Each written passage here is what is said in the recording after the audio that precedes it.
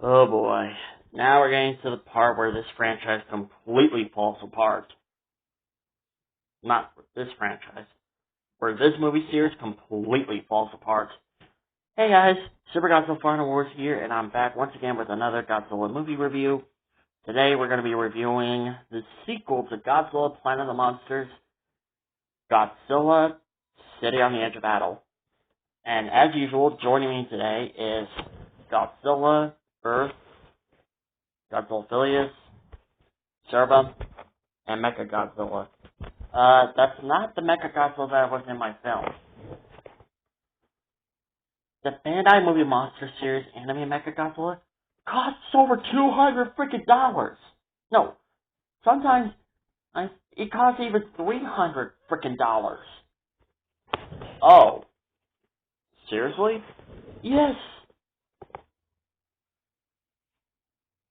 It's that expensive. The Bandai Movie Monsters made the most expensive Bandai figure in history.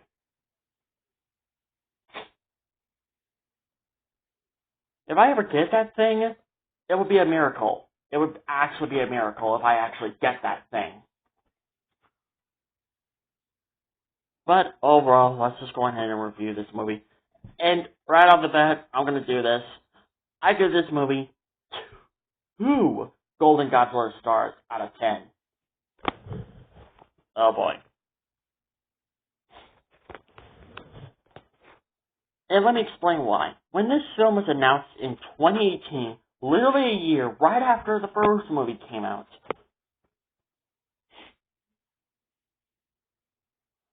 like when this movie was announced, it was announced that Mechagodzilla was going to be in the film. But it was all a mother-frickin' lie! Mechagodzilla isn't even in this film. Well, I mean, kind of, but not really.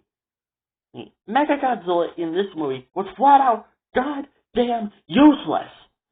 It was useless. I mean, I can't believe that this trilogy had the best story, best soundtrack, and good action scenes in the first movie. But you mean tell me that this movie doesn't even bother showing Mechagodzilla? Not only that, but this design of Mechagodzilla looks so freaking hideous. And I can't believe that. I actually cannot believe that. This trilogy had the potential to be a great trilogy, but instead, it turned out to be freaking garbage. People say that they hate the Godzilla 1998 film. I hear that people prefer watching that movie more than these movies.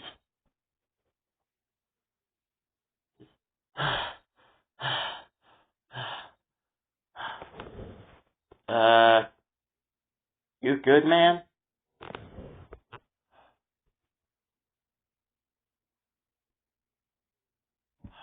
I'm good. It's just that I'm just angry at this trilogy. Horror has some character development in this movie, but it's not completely there, and he's actually making tough decisions like a real leader. But the biggest problem I have with this movie is that basically this movie spends way too much time with the human characters. Literally every single minute where we think that the human characters are going to have an interesting character development, we were dead wrong. Because this movie sucks freaking ass.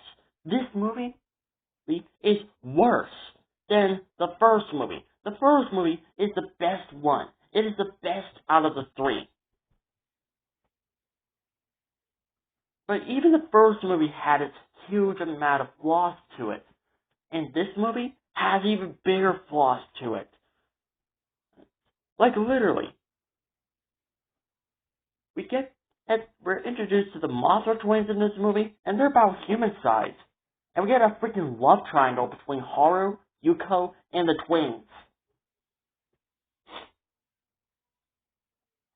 Which I find that interesting, but at the same time wasted, Because Yuka freaking dies at the end of the movie, so what's the point of this love triangle even existing in the first place? Love triangles like this don't even normally end really well with one of the characters. Normally, they are just kind of angry that character chose the other character. It's almost rare for that character to freaking die. I mean, look at Twilight, for example. Twilight had the biggest love triangle in history. And yet, the main character chose the freaking vampire more than the werewolf. Which, honestly, in my opinion, I would have chose a werewolf any day. Mostly because werewolves are badasses. And not only that, but that character ends up falling in love with another character. So he ends up losing his love for the main character. But in this situation, no, Yuko just flat out motherfucking dies. Not only that, in the first trailer, the people thought that this guy, Nephthys, kissed Haru. I immediately knew what that was. I knew what it was. He wasn't kissing Haru, he was whispering. I've seen a lot of people whisper in someone else's ear like that. And I immediately knew that was not a kiss. If anything, that character was whispering to the other character's ear.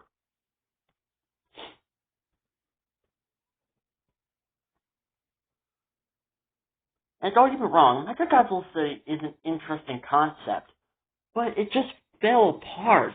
I mean, the human characters don't even bother trying to repair Mechagodzilla or figure out what made him shut down for some odd reason and made Godzilla basically win. They don't even do that. Instead, they build these tiny little machines called the Vultures, and they have them to fight Godzilla. And not only that, but the freaking mission, the plan that Haru had in mind, freaking backfired almost immediately because one of the alien groups, the Bill Saludo, they freaking backstabbed the human characters because they basically revealed this big plan about freaking Mechagodzilla basically being Earth's invasion weapon. Yes, the Bill Saludo never really cared about helping humanity. They only cared about taking over a new planet and making it to their own personal image. This is why you don't trust alien groups in a Godzilla movie. Not only freaking that, but it's almost rare for one alien of that group to turn out to be a good person. I think we had a good example, and I think it had something to do with Ghidorah, the invasion of the Astro Monster, or invasion of Astro Monster, or whatever. I don't really care. But still, this movie had the potential to be a Godzilla versus Mechagodzilla movie, and it freaking backfired almost immediately. And I'm glad that there's an MMD animation style out there that doesn't redeem the film, but it does give us Godzilla fans what we always wanted. Godzilla Earth fighting Mechagodzilla. And plus, I hate this design of Mechagodzilla. Honestly, it looks ugly. It doesn't look anything identical to Godzilla. And normally, like the show era, it almost looks like Godzilla, but not completely. The Heisei kind of was there, but the Millennium was on top.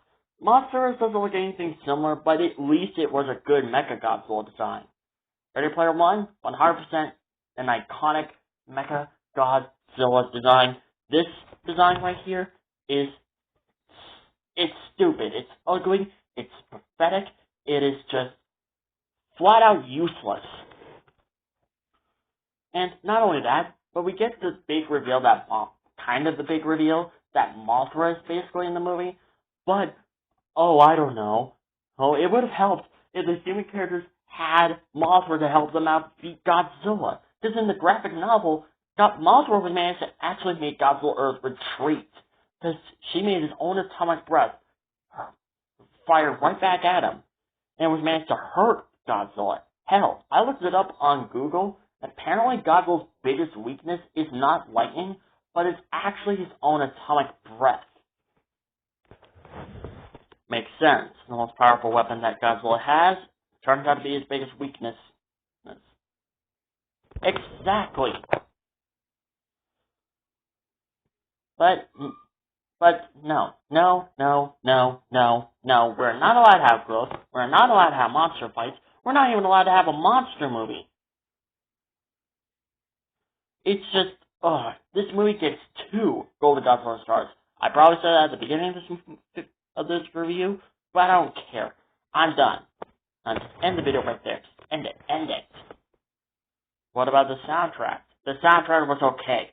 The soundtrack was amazing. That's why I said it in the previous review. All 3 movies have something in common. The soundtrack and the action scenes. I cannot say the same for the 3rd movie, however. Oh boy.